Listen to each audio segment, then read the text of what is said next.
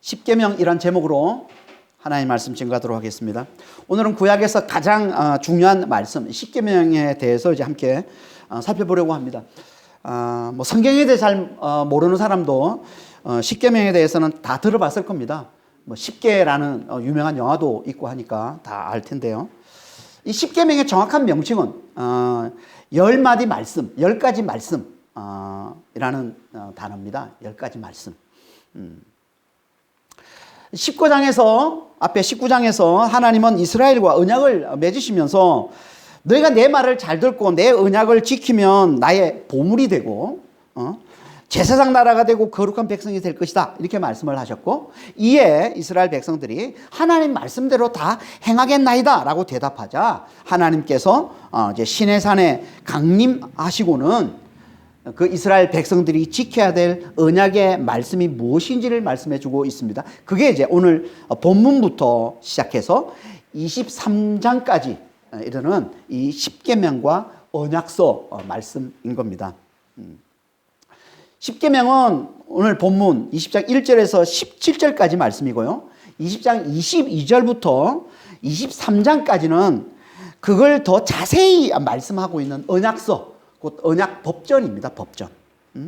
십계명은 하나님의 백성 이스라엘의 삶을 뒷받침하는 영적이고 사회 윤리적인 핵심 원리의 일반적인 규정을 말하는 거라면, 이 언약서, 언약 법전은 십계명의 이 규정을 보다 구체적인 방식으로 삶에 적용하는 법들을 말하는 겁니다.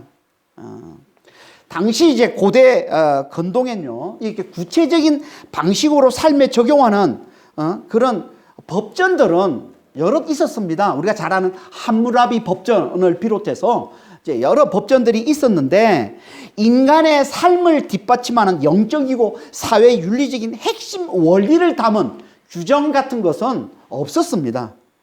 이는 오직 하나님이 온 열방을 대표하는 이스라엘과 맺은 언약에만 나타나는 겁니다. 그러니까 인간의 삶의 이 영적이고 사회 윤리적인 핵심 원리는 오직 인간을 만드신 하나님만이 주실 수 있는 거라는 거예요. 이게 십계명인 겁니다. 오늘부터 2시간에 걸쳐서 이제 십계명에 대해서 자세히 살펴보려 하는데요. 이 십계명은 하나님에 대한 계명과 이웃에 대한 계명, 이 둘로 나눠지는데요. 제1계명부터 제4계명은 하나님에 대한 계명을 말하고, 제5계명부터 제10계명은 이제 이웃에 대한 계명을 말씀하고 있습니다. 오늘은 그 중에 이제 하나님에 대한 계명에 대해서 이제 살펴보려 합니다. 1절 한번 보겠습니다. 하나님이 이 모든 말씀으로 말씀하여 이르시되, 이 모든 말씀은 이제 2절부터 17절까지 나오는 십계명을 말씀하는 겁니다. 하나님이 이 말씀을 언제 하셨을까요? 대체로 신학자들은요, 앞에 19장 19절에서 하나님이 이 말씀을 하셨을 거라고 봅니다. 19장 16절에서 19절까지 말씀을 보면 어떤 일이 일어납니까? 이제 시내산에 천둥과 번개와 빽빽한 구름이 있고 나팔 소리가 울리자 이제 이스라엘 백성들이 두려워했고, 모세가 그들을 이끌고 이제 경계선, 하나님과 이스라엘 백성 사이에 경계선이 이제 산 기슭에 가서 서자 이제 시내산에 연기가 자욱하고 불 가운데 이제 하나님이 강림하시죠. 그걸 보고 모세가 이제 두려워하자 하나님이 음성으로 대답하시는데, 그때 두려워하지 말라라는 이 말씀과 함께 하나님이 모세와 이스라엘 백성들 전체에게 주신 말씀, 이게 오늘 본문 제 20장 2절부터 17절까지 나오는 십계명이라는 겁니다. 그러니까 19장 19절과 20 사이에는 어느 정도 시간 간격이 있다고 이제 봐야 되는 거죠. 이렇게 봐야 이제 20장 18절부터 이제 21절에 보면은 십계명을 들은 이스라엘 백성들의 반응이 나오는데, 이 반응과 그에 따른 또 모세의 반응과 모세의 행동이 자연스럽게 설명이 됩니다. 그리고 이제 2절부터 이제 십계명을 말씀을 하고 있습니다. 2절 한번 보겠습니다. 나는 너를 애굽 땅 종되었던 집에서 인도하여 낸 너의 하나님 여호와니라. 나는 너를 뭐 구원해 준 뭐 너희 하나님의 여호와니라. 그러니 너는 뭐뭐 하지 마라, 뭐뭐 하라라는 식의 이런 어떤 말씀은 당시 고대 근동에 왕과 백성 사이에 조약, 뭐 계약을 맺고 조약을 맺을 때 보이는 그런 패턴입니다. 그러니까 당시 고대 근동의 왕과 백성 사이의 이 조약의 패턴을 이제 반영해주고 있는 거죠. 이 십계명 이 말씀이. 이게 뭘 보여주는 겁니까? 이건 이제 공식적으로 하나님이 이스라엘의 왕이 되고 이스라엘은 하나님의 백성이 됨을 보여주고 있는 겁니다. 그래서 왕과 백성 사이의 이 조약 패턴을 그대로 따라 하고 있는 거죠. 그러니까 이건 하나님이 왕으로서 행한 일에 대해 당신 백성들에게 감사와 충성을 요구하고 있는 거예요. 이게 십계명인 겁니다. 하나님이 왕으로서 행한 일, 이게 뭡니까? 그들을 애굽 땅, 곧 종되었던 집에서 인도해 내신 거라는 거예요.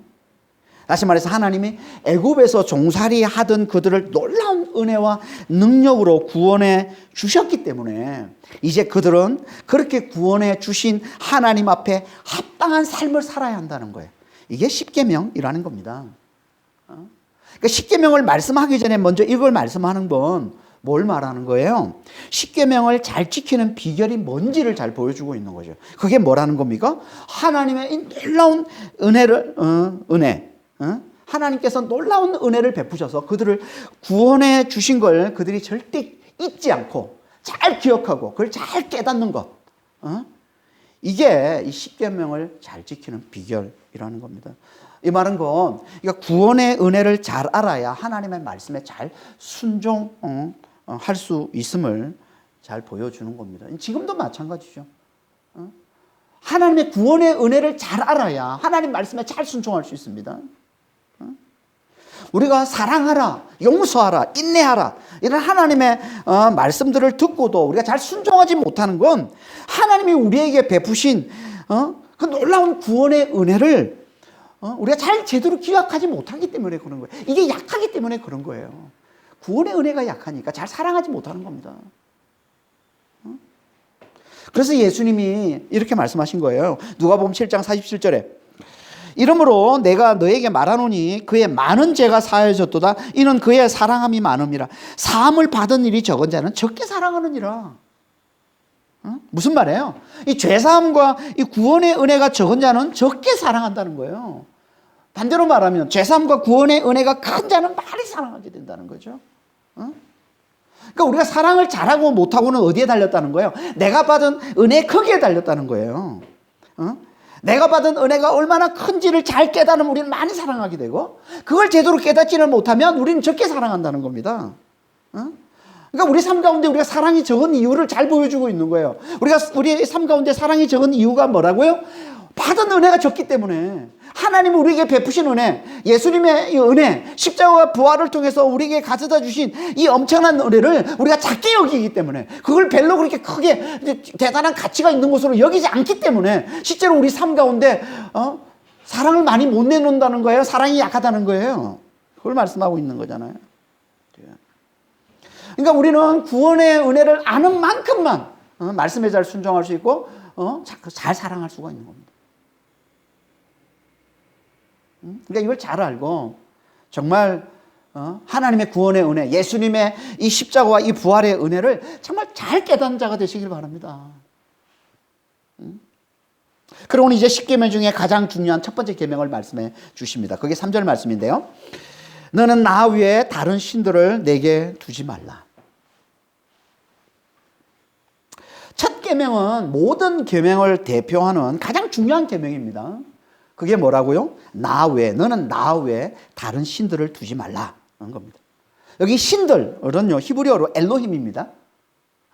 엘로힘은 하나님과 같은 단어예요. 그러니까 하나님도 엘로힘이고 신들도 엘로힘입니다. 하지만 하나님 엘로힘은요 단수로 가장 강한 자, 가장 강하신 분을 나타내는 것이고 하나님을 대적하는 이 신들 엘로힘은 복수로 쓰니까 복수로 하나님께 다스림 받는 그냥 강한 자들이라는 의미예요.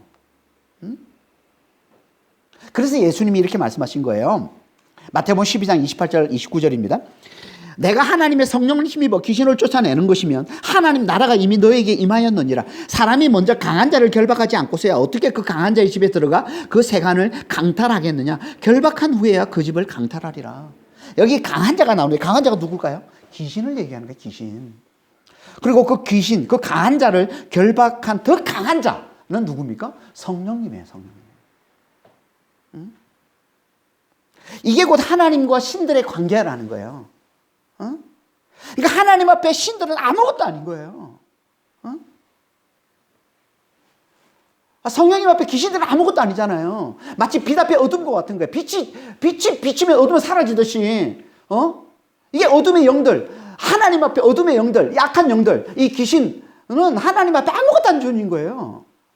이걸 알고 우리가 정말 우리가 온 마음을 다해서 우리가 의지하고 우리가 충성해야 돼. 우리가 섬겨야 될 분은 우리를 구원하신 하나님 한 분뿐이라는 겁니다. 이걸 잘 알고 하나님만을 섬기는 자가 되라는 거예요. 절대 다른 신들은 섬기지 말라는 거예요. 이게 첫 번째 계명이라는 거예요.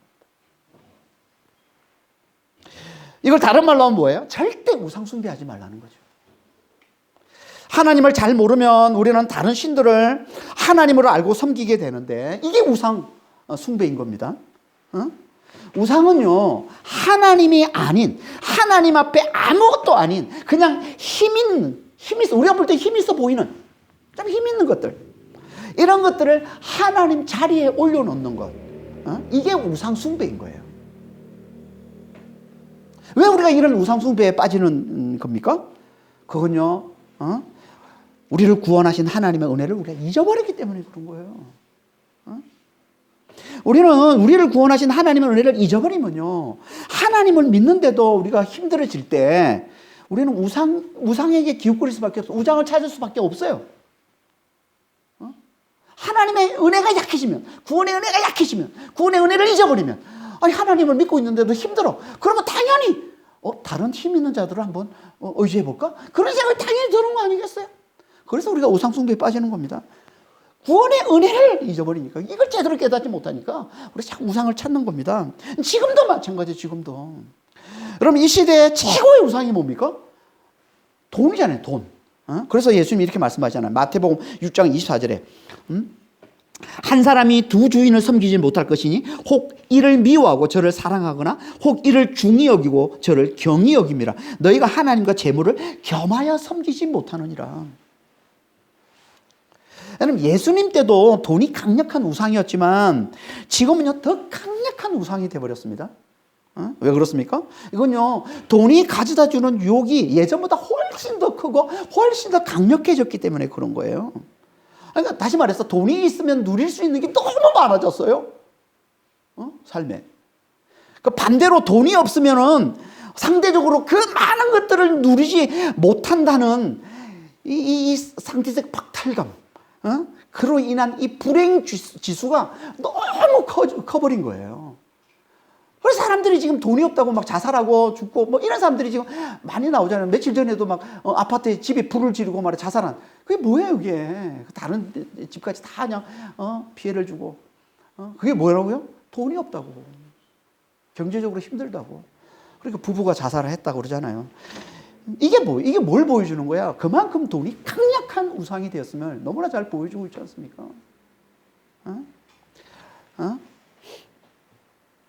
근데 이게 지금 전 세계가 다 돈을 강력한 우상으로 섬기고 있는데 그 중에서도 가장 심한 나라, 이 돈의 우상 숭배가 가장 심한 나라가 어딘 줄 아십니까?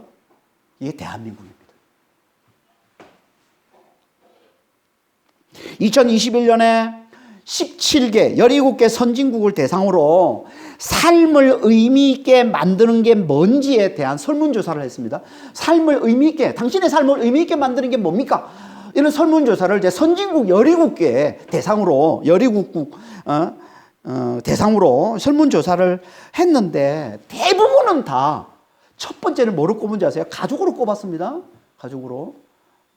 대부분 다 여리고에서 다뭐 한두 스페인은 건강으로 꼽고 뭐 대만은 사회로 꼽고 했지만 다 나머지는 다 가족으로 뽑았어요. 유일하게 한 나라 대한민국만 돈, 물질적으로 잘 사는 것, 이게 삶을 가장 의미 있게 만드는 것으로 꼽은 거예요. 대한민국. 이걸 첫 번째로 꼽은 거예요. 그러니까 한국만 삶을 의미 있게 만드는 가장 중요한 게 돈이라고 여긴다는 거예요. 뭘 보여주는 거예요?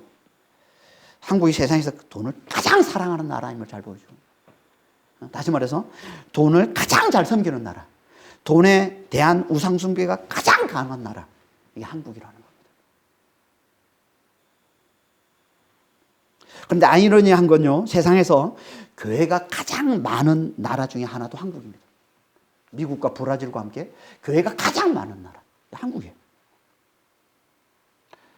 교회가 가장 많다는 게 무슨 말이에요? 하나님을 가장 잘 섬긴다는 말 아니에요. 그러니까 우리나라는요, 이 대한민국은 희한한 나라예요. 전 세계에서 하나님도 가장 잘 섬기고 돈도 가장 잘 섬기는 나라, 이게 대한민국이에요. 근데 오늘 방금 읽었던 마태복음 6장 24절 말씀에 비춰보면 이건 말이 안 되는 거잖아요. 하나님과 재물은 겸하여 섬길 수가 없다면서요. 이거 말이 안 되는 거예요, 지금. 그리고 이거는, 이 말은 무슨 말이겠어요? 이 말은요, 겉으로는 하나님을 잘 섬기지만 실은 마음으로는 돈을 잘 섬기고 있는 나라, 이게 대한민국이라는 겁니다. 겉과 마음이, 겉과 속이 따로 노는 나라예요. 겉으로는 다 하나님을 잘 믿는 것처럼 보여. 하지만 실은 그 마음은 돈을 잘 섬기는, 맘모니즘, 우상숭배에 빠져 있는 나라라는 거죠. 여러분, 우리는 어떻습니까? 우리는 정말 하나님을 잘 섬기고 있나요? 정말 하나님의 말씀을 잘 믿고 잘 받아들이십니까? 하나님이 창조주 되심을, 예수님이 우리를 위해서 죽으시고 부활하신 만유의 주가 되시고 성령으로 우리 안에 들어와 사심을 우리가 정말 잘 믿고 잘 받아들이고 있습니까? 혹시 우리는 창조, 뭐 죽음과 부활, 죄사함, 성령, 영생, 뭐 이런 단어들을 들으면 거북하지 않습니까? 불편해하지 않습니까? 이런 단어들보다는 오히려 세상에서 성공, 행복, 평안, 편안, 뭐 즐거움, 안락함, 이런 단어들이 더 와닿지 않습니까? 그러면요, 우리도 그만큼 하나님과 멀어졌음을 나타내 보여주는 거예요. 그만큼 하나님과 멀어졌다는 거예요. 그만큼 돈을 사랑하고 있다는 겁니다. 우리가 하나님과 멀어져 있음을 잘 보여주는 또 다른 증거가 있는데요, 그건 다른 신들인 귀신을 가까이 하는 겁니다. 세상에 우리나라만큼 귀신을 가까이 하는 나라가 있을까 싶을 정도로 몇몇 나라가 생각나긴 하지만 우리도 참 귀신을 가까이 합니다. 특히 요즘 TV 드라마나 예능 프로에서 왜 이렇게 귀신을 많이 다루는지 모르겠어요. 게다가 드라마에 나오는 귀신들은요, 대부분 다 착한 귀신들이야. 다 착한 귀신들이에요. 정말 호도하기가 너무 쉬워요, 지금. 당연히 이건요, 귀신을 미화시켜서 우리로 하여금 귀신과 더 가까워지게 만들고 귀신을 더 의지하게 만들었지 않겠어요? 그래서 안 그래도 지금 성행하고 있는 이 무당과 점집과 사주팔자를 아무렇지도 않게 더 많이 찾고 더 많이 의지하게 만드는 거예요, 이런 것들이. 이게 곧 다른 신들을 섬기는 겁니다. 여러분, 귀신은요, 성경에서 말하는 귀신은 뭐예요? 하나님을 대적하고 하나님의 형상인 인간의 삶을 망치고 병들게 하는 주범, 악한 영이라고 얘기합니다. evil spirit, 악한 영, unclean spirit, 더러운 영, 이게 귀신이에요. 이게 귀신의 정체란 말이에요. 착한 귀신 같은 건 없습니다. 절대 속으면 안 되는 거예요. 수렁틀인 거죠. 그러니까 이런 걸 감추고 뭐 착한 귀신인 것처럼 계속 홍보하면서 귀신을 가까이하게 만드는 것, 이게 우리로 하여금 하나님을 멀어지게 하고 결국 돈을 사랑하게 만드는 거예요. 여러분, 교회를 다니면서도 이걸 아무렇지도 않게 여기는 거예요. 이게 우리로 하여금 겉으로는 하나님을 잘 믿는 것처럼 보이지만 실제로는 돈을 섬기는 우상 숭배로 가득한 교회가 되게 만드는 거예요, 지금. 그래서 교회가 그렇게 많지만 아무 힘이 없는, 오히려 세상에 조롱거리가 돼버린 그런 교회들이 그렇게 난무하는 겁니다. 하나님이 이걸 막기 위해 주신 거예요. 이게 십계명의 첫 계명. 나 외에 다른 신들을 두지 말라는 거예요. 그러니까 우리는 정말 하나님의 이 구원의 은혜를 잘 기억하고서 이 말씀, 이 첫 계명을 잘 붙들고 하나님만을 잘 섬기는 하나님의 거룩한 백성이 다 되시길 바랍니다. 이런 자들 하나님이 구별하시고 하나님 반드시 함께 해주시고 하나님 축복해 주시는 겁니다. 두 번째 계명은요, 이 첫 번째 계명을 좀 더 강화하면서 동시에 또 하나님을 섬기되 어떻게 하나님을 섬겨야 될지를 말씀하고 있는 계명인데요. 그 두 번째 계명이 뭡니까? 어떤 것으로도 형상을 만들어 섬기지 말라라는 겁니다. 이게 두 번째 계명입니다. 4절에서 5절 앞부분 보겠습니다.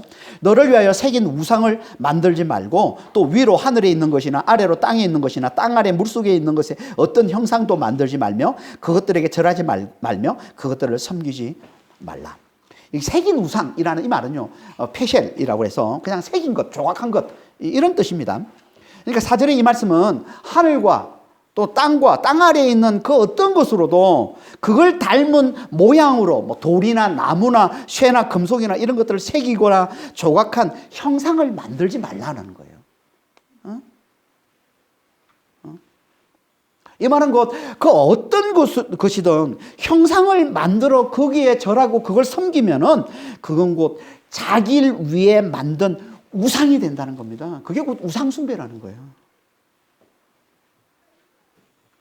그러니까 이건 1절의 말씀을 좀 더 강조하면서 동시에 하나님을 섬기되 어떻게 섬겨야 하는지를 말씀하고 있는 거예요. 그러니까 어떤 식으로든 형상을 섬기면 그게 다 우상숭배. 그러니까 불교를 비롯한 모든 종교들은 다 우상숭배인 거예요, 그건. 그러면서 동시에 하나님을 섬기되 절대 형상을 만들어 섬기지 말라. 어떻게 하는 게 하나님을 잘 섬기는 거냐? 형상을 만들지 않고 섬기려 하나님 잘 섬기는 거라는 거예요. 절대 형상을 만들지 말라는 거예요. 하나님을 섬긴다고 하면서 형상을 만들어서 섬기면은 그게 곧 우상숭배가 된다는 겁니다. 나중에 이스라엘 백성들은 이제 금송아지를 만들어서 그게 하나님이다라고 하면서 거기에 절하고 이제 그걸 섬기게 되죠. 출애굽기 32장에 이제 자세히 나오는데 정확히 이 두 번째 계명을 어기게 되는 겁니다. 그래서 하나님께서 이스라엘 민족을 다 멸하려 하신 거죠. 그러니까 교회 안에는 어떤 형상도 만들어 섬기면 안 된다는 겁니다. 그래서 교회 안에 형상이 없는 거예요. 여러분, 십자가는 형상이 아닙니다. 그래서 지금 교회 중에 이 십자가를 교회에 거는 것도 반대하는 교회들도 많이 있습니다. 왜냐하면 연약한 영혼들은 이 십자가를 형상으로 알고 십자가를 섬기는 사람, 십자가를 섬김의 형상이 아니에요. 섬기는 형상이 아니에요. 십자가는 그냥 상징인 겁니다. 기독교 복음의 핵심을 담고 있는 하나의 상징으로 우리 나타내 보여주는 것이지 절대 이걸 형상으로 섬기면 안 되는 겁니다. 그러니까 조심해야 되는 거예요. 그래서 요즘은 다 십자가를 안 겁니다. 교회 안에. 저도 처음에 이게 십자가를 안 걸려고 했다가 뭐 교인들이 십자가를 그래도 그래야 된다고 해서 이제 제가 양보를 해서 그냥 이렇게 그대로 교인들이 원하는 대로 했는 건데 원래는 교회 안에 십자가를 안 둬요.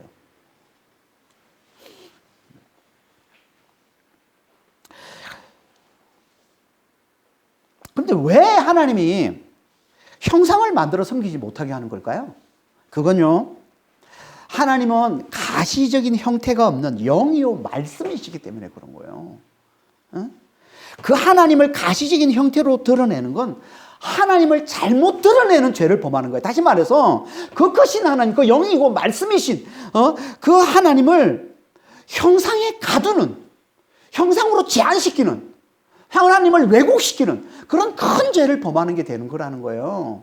그래서 이걸 신명기 4장에서 강조하고, 신명기 4장 12절에 보면은 12절 그리고 15절 이하에 보면은 절대 형상으로 만들지 말라고. 하나님은 말씀이시다. 하나님의 말씀만 우리에게 들려주셨지 절대 우리에게 형상을 주신 적이 없다 라고 얘기하면서 형상이 만들지 말라고 이제 강조해서 말씀을 하고 있는 거죠.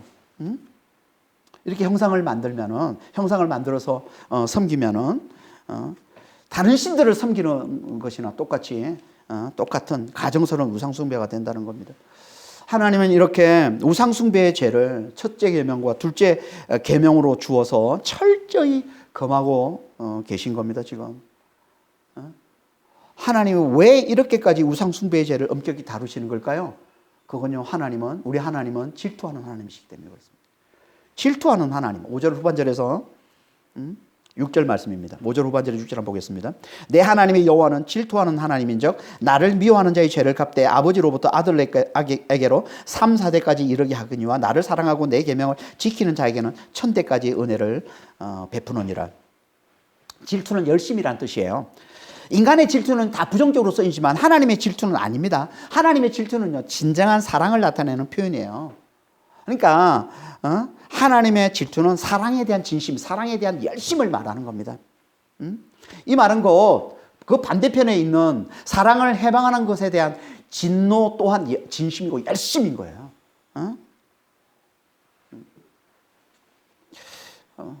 하나님은 누구를 당신을 사랑하는 자로 보실까요?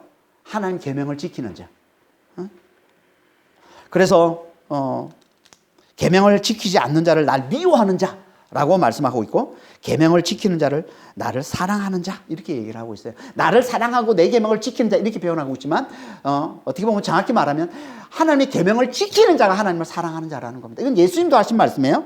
요한복음 14장 21절에 보면 나의 계명을 지키는 자라야 나를 사랑하는 자니. 그러니까 하나님의 계명을 지키는 자가 하나님을 사랑하는 자라는 거예요. 그러니까 우리가 아무리 난 하나님을 미워한 적이 없는데, 한 번도 하나님을 대적하거나 미워하거나 해본 적이 없다라고 해도 우리가 하나님의 계명을 지키지 않으면, 다시 말해서 하나님 외에 또 다른 신들을 우리가 섬기고 있으면, 돈을 섬기고 있다든지 또 다른 신들을 섬기고 있으면, 우상숭배에 빠져 있으면 그게 곧 뭐라는 거예요? 그게 하나님을 미워하는 거라는 거예요.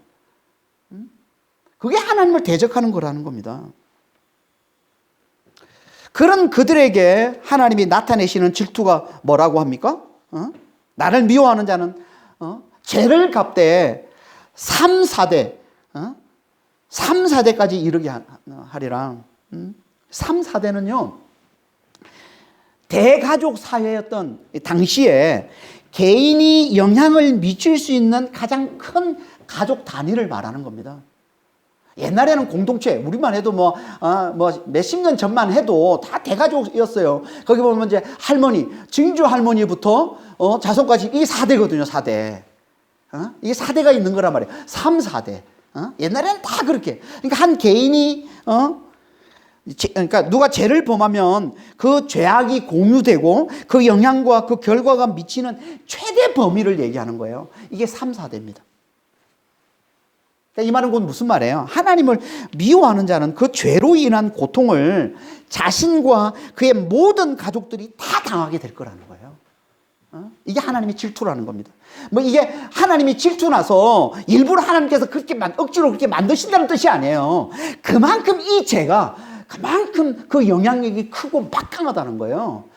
하나님을 미워하는 죄, 하나님의 계명을 지키지 않는 죄, 다시 말해서 우상 숭배하는 죄, 하나님 외에 또 다른 신들을 섬기는 이 죄의 영향이 그만큼 커서 그 자신뿐만 아니라, 죄를 범한 자신뿐만 아니라 그가 영향을 미치는 그 모든 가족들까지 다 망쳐버리는, 다 고통에 심판을 당하게 만드는 그런 결과를 초래하게 된다는 겁니다. 그러니 하나님 계명을 잘 지키라는 거예요. 하나님을 미워하지 말고 하나님을 사랑하는 자라는 거예요. 사랑자가 되라는 겁니다. 이걸 좀 더 강하게 말씀해 주고 있는 게 하나님을 사랑하는 자에 대한 하나님의 질투예요. 하나님을 사랑하는 자에 대한 하나님의 질투를 뭐라고 얘기합니까? 1000대까지 은혜를 베풀리라. 1000대까지. 1000대라는 이 말은 그냥 천들이란, 직역하면 천들 이런 건데요. 이걸 이제 1000대, 그러니까 자손 대대로 영원토록 이란 뜻으로도 쓰일 수 있고, 천 사람들, 이거는요 무수히 많은 사람, 헤아릴 수 없을 정도로 무수히 많은 후손들을 나타내는 의미로도 쓸 수 있는 겁니다. 그러니까 하나님의 사랑의 폭을 얘기해 주고 있는 거예요. 그러니까 하나님의 사랑의 폭은 자손 대대로 영원토록 헤아릴 수 없을 정도로 무수히 많은 후손들, 그들에게 복을 주는 거예요. 그들에게 은혜를 베푸는 거예요. 무제한적으로 복을 주는 거예요. 이게 하나님의 사랑이에요. 누구를 향한? 하나님을 사랑하는 자. 하나님을 사랑하는 자는 그와 그의 자손 대대로 하나님께서 은혜를 베풀어 주시겠다는 겁니다. 그러니까 이건 하나님을 사랑하는 자를 하나님이 얼마나 사랑하는지를 대단히 강조하는 말씀인 거죠. 그 자손 대대로 하나님이 돌보시고 하나님이 책임져 주시겠다는 거예요. 그러니 하나님을 사랑하는 자가 되라는 거예요. 하나님의 계명을 잘 지키는 자가 되라는 거예요. 하나님 외에 절대 다른 신을 섬기는 자가 되지 말라는 거예요.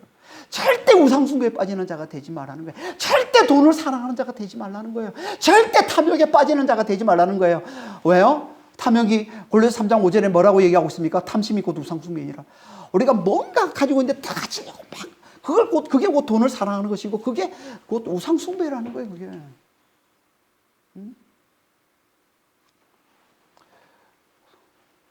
그 우상숭배에 빠지지 않고 우리가 정말 하나님을 사랑하면 이 하나님의 계명을 우리가 잘 지키면 하나님께서 반드시 복을 주시는데 무제한으로 복을 주시겠다. 천대까지 내가 은혜를 베풀어 주겠다. 자손 대대로 내가 책임져 주겠다. 자손 대대로 해낼 수 있는 무수히 많은 후손들을 내가 복 주고 내가 책임지고 내가 돌보고 내가 은혜를 베풀어 주겠다. 하나님이 이렇게 약속하고 계신 거예요. 그러니까 우리는 정말 이 약속을 잘 믿고 정말 하나님을 사랑하는 자가 되시기를 바랍니다. 하나님 계명을 잘 지키는 자가 되시길. 절대 우상숭배에 빠지지 않는 자가 다 되시길 바랍니다.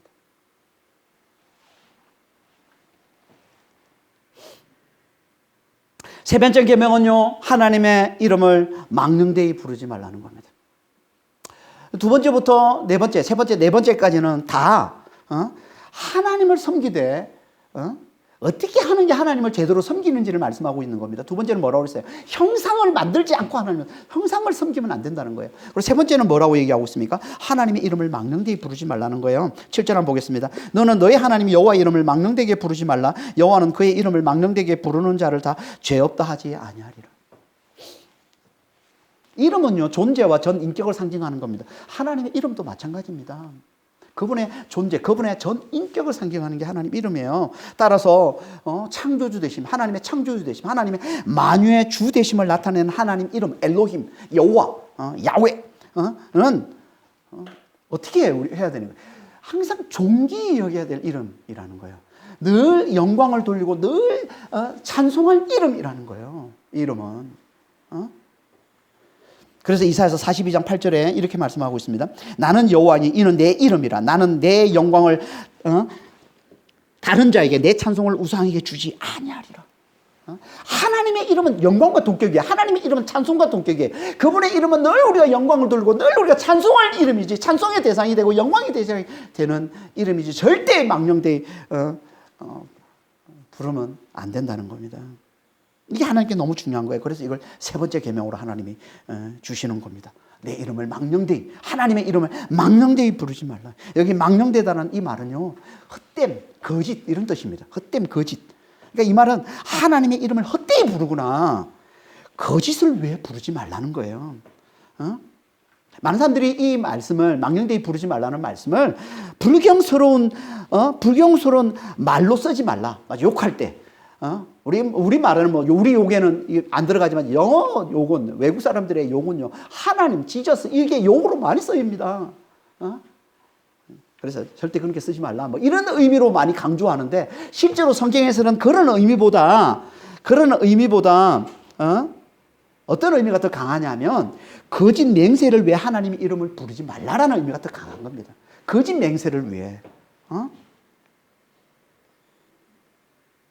이걸 도와주는 단어가 이 부르다라는 이 단어. 이게 히브리어로 나사인데요. 이건 덜어 올리다, 맹세하다는 뜻입니다. 맹세하다. 그러니까 이건 자신의 거짓을 지지하기 위해, 다시 말해서 자신을 과장해서 사람들을 조종하기 위해 하나님의 이름으로 맹세하는, 하나님의 이름을 끌어오는 그런 짓을 하지 말라는 거예요. 그러면 죄 없다 하지 않겠다. 하나님이 반드시 죄를 물어서 심판하겠다는 거예요. 그런 자들은. 예수님은요, 이걸 더 강조해서 뭐라고 말씀하냐? 아예 맹세를 하지 말라. 이렇게 말씀하고 있습니다. 그게 마태복음 5장 34절에서 37절 말씀이에요. 나는 너희에게 이르노니 도무지 맹세하지 말지니 하늘로도 하지 말라 이는 하나님의 보좌이며 땅으로도 하지 말라 이는 하나님의 발등삼이며 예루살렘으로도 하지 말라 이는 큰 임금의 성이며 오직 너희 말은 옳다 옳다 아니라 아니라 하라. 이에서 지나는 것은 악으로부터 난 다 악한 거라는 거예요. 이것서 지나는 것은.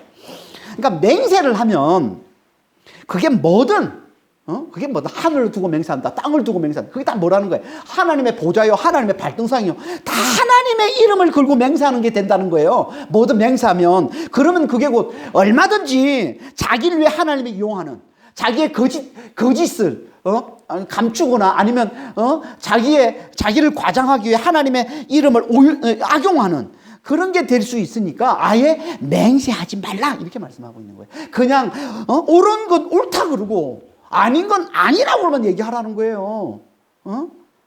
다시 말해서 그냥 진실한 자가 되라. 이게 신약에서 말하는 하나님의 이름을 망령되이 부르지 말라라는 뜻이에요. 그러니까 하나님의 이름을 망령되이 부르지 말라는 이 말은 하나님의 이름은 우리가 영원히 경외하고 우리가 영원히 존중해야 될 영광과 찬송의 대상이 되어야 할 이름이지, 그 이름으로 절대 우리를 높이기 위한 우리의 이 거짓 맹세의 도구로 삼아서는 절대 안 된다는 거예요. 이게 하나님의 이름을 망령되이 부르지 말라는 거예요. 하나님이 우리가 경외해야 되는, 우리가 영광과 찬송을 돌려야 되는 이름이지, 나를 높이기 위해서 그 이름을 수단으로 끌어오는 그런 짓은 하나님 앞에 너무나 악한 죄가 된다는 겁니다. 그러지 말라는 거예요. 이게 하나님의 이름을 망령되이 부르지 말라는 겁니다. 네 번째 계명은요, 안식일을 지키라는 겁니다. 8절에서 11절 말씀입니다. 안식일을 기억하여 거룩하게 지키라. 여세 동안은 힘써 내 모든 일을 행할 것이나 일곱째 날은 내 하나님이 여호와의 안식일인즉 너나 내 아들이나 내 딸이나 내 남종이나 내 여종이나 내 가축이나 내 문 안에 머무는 객이라도 아무 일도 하지 말라. 이는 여세 동안에 나 여호와가 하늘과 땅과 바다와 그 가운데 모든 것을 만들고 일곱째 날에 쉬었습니다. 그러므로 나 여호와가 안식일을 복되게 하여 그날을 거룩하게 하였느니라.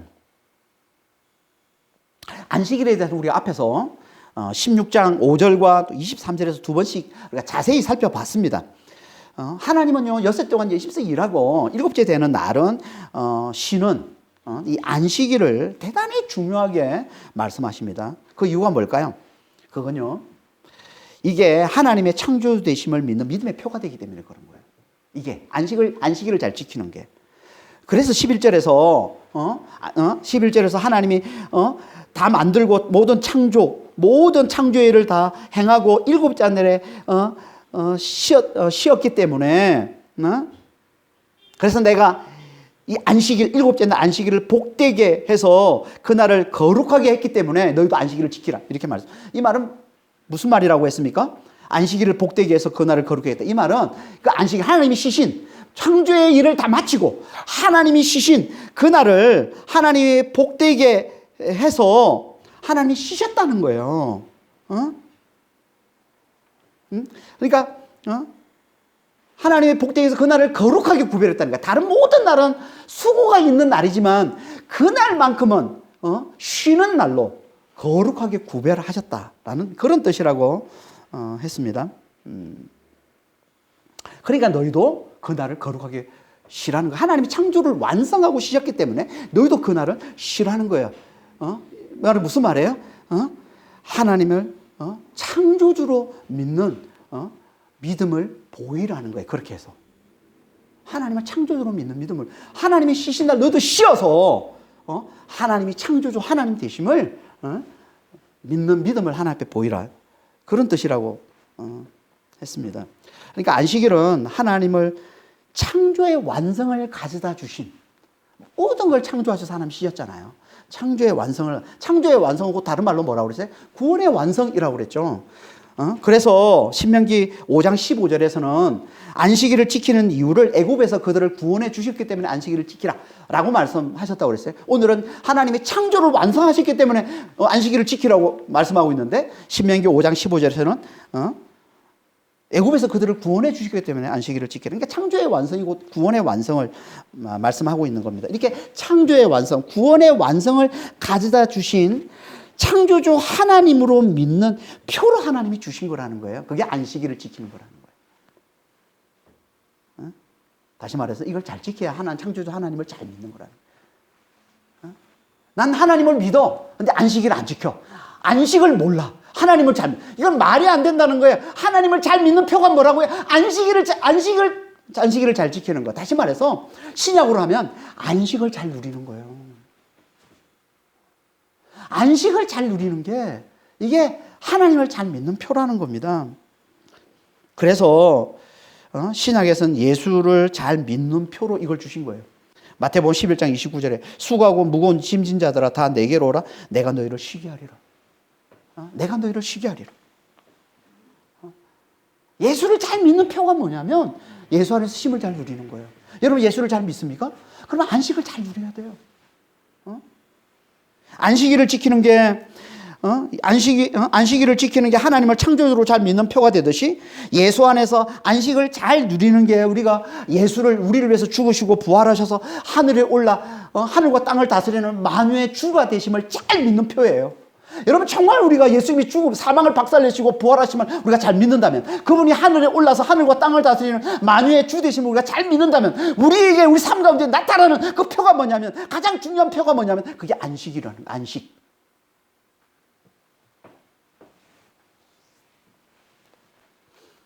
그러니까 하나님을 가장 잘 믿는, 창조주 하나님으로 구원의 하나님으로 가장 잘 믿는 표가 안식을 잘 누리는 거예요. 안식일을, 구약으로 하면 안식일을 잘 지키는 거예요. 신약으로 하면 안식을 잘 누리는 겁니다. 여러분 안식을 잘 누리고 있어요? 그게 예수를 잘 믿는 거예요. 이게 하나님께서 우리에게 주신 네 가지 십계명 중에 앞에 있는 네 가지 계명입니다. 하나님에 대한 계명. 하나님에 대한 계명으로 이 네 가지를 하나님 우리에게 주신 거예요. 이 네 가지가 뭐라고요? 넌 나 외에 다른 신들을 섬기지 말라. 그리고 어떤 것으로든 형상을 만들어 섬기지 말라. 하나님의 이름을 망령되이 부르지 말라. 그리고 안식일을 잘 지키라. 이게 곧 어떤 의미라고 했습니까? 하나님만을 섬기되 하나님을 영으로, 하나님을 말씀으로 알고 그 말씀에 순종하는 이게 하나님을 잘 섬기는 것이고, 또 하나님의 이름을 자신을 위해 이용하지 않고 자기를 높이기 위해 하나님의 이름을 끌어오는 자가 되지 않고 정말 그 이름의 영광과 찬송을 돌리는 게 이게 하나님을 잘 섬기는 것이고, 그리고 안식일을 잘 지킴으로 창조주 하나님 되심을 잘 믿는 것. 안식을 잘 누리는 게 이게 하나님을 잘 믿는, 하나님을 잘 섬기는 표가 된다는 겁니다. 이게 하나님을 잘 섬기는 거라는 거예요. 다시 말해서 이게 우리가 이 땅에서 하나님이 우리 이 땅에서의 삶, 하나님이 삶을 잘 사는 핵심 원리로 주신 게 십계명이라고 그랬잖아요. 그러니까 정말 우리의 이 삶을 가장 잘 살게 하는 핵심 원리가 이거라는 거예요. 하나님을 잘 섬기는 거. 하나님의 말씀에 잘 순종하는 거예요. 하나님의 이름을 높이는 거. 그리고 안식을 잘 누리는 거예요. 이게 우리가 이 땅에서의 삶을 잘 사는 핵심 원리다. 이걸 가르치고 있는 겁니다. 이게 십계명인 거예요. 그러니까 우리는 예수 안에서, 이게 우리 힘으로 안 되잖아요. 그러니까 정말 예수 안에서 성령을 의지해서 정말 이 계명을 잘 지키는 하나님을 사랑하는 자가 다 되시기를 바랍니다. 하나님을 사랑하는 자. 늘 말씀에 순종하고 형상하게 버티는 그런 어리석은 짓 하지 말고 늘 하나님 말씀 있음을 알고 말씀에 잘 듣고 잘 순종하는 자가 되고 늘 하나님의 이름을 잘 높이는 자. 절대 하나님의 이름을 망령되이 부르지 않고 그 이름을 잘 높이는 자가 되고, 그리고 안식일을 잘 지키는, 안식을 잘 누리는, 그분이 창조주 되심을 믿는 표로 그 안식을 잘 누리는 자가 되시길 바랍니다. 이렇게 하나님이 정말 너가 나를 잘 섬기는구나, 너가 진짜 나를 잘 믿는 자구나 라고 하나님께서 그렇게 우리를 받아주시고 우리의 삶을 책임져 주셔서 정말 우리의 삶이 천대에 이르도록 복받는 삶, 우리만 복을 받는 게 아니라 우리 자손 대대로 영원토록 헤아릴 수 없는 대로 무수히 많은 우리의 후손들이 하나님께 복을 받는 이 엄청난 복을 받게 되는 겁니다. 그런 믿음의 성도들이 다 되시길 예수님으로 축원합니다. 기도하겠습니다. 하나님 아버지, 하나님께서 어떻게 해야 하나님 백성 된 자로서 정말 이 땅의 삶을 잘 살아내는지 그 핵심 원리를 우리에게 가르쳐 주시니 감사합니다. 아버지 하나님, 이 십계명이 정말 우리의 삶을 잘 사는 핵심 원리임을 잘 알고 이 십계명을 우리가 잘 붙들 수 있도록 하나님 저희를 축복하여 주시옵소서. 정말 예수 안에서 성령을 의지해서 정말 하나님만을 잘 섬기는 자가 될 수 있도록, 하나님 외에 절대 다른 신들을 두지 않도록 주여 저희를 축복해 주시옵소서. 그리고 절대 형상을 만들어 섬기는 자가 되지 않게 하시고 오직 하나님 말씀을 잘 듣고 그 말씀에 순종하는 삶을 잘 살게 하시고 하나님의 이름을 높이는 자가 되게 해주시고, 그리고 안식일을 지키는, 안식을 누리는 아버지 하나님, 정말 창조주 하나님으로 정말 예수님이 우리의 부활이요 만유의 주심을 잘 믿는 표로 안식을 잘 누리는 삶을 잘 사는 그런 믿음의 성도들이 다 될 수 있도록 저희를 축복해 주시고 주님 인도하여 주시옵소서. 감사하며 우리 주 예수 그리스도로 기도합니다. 아멘.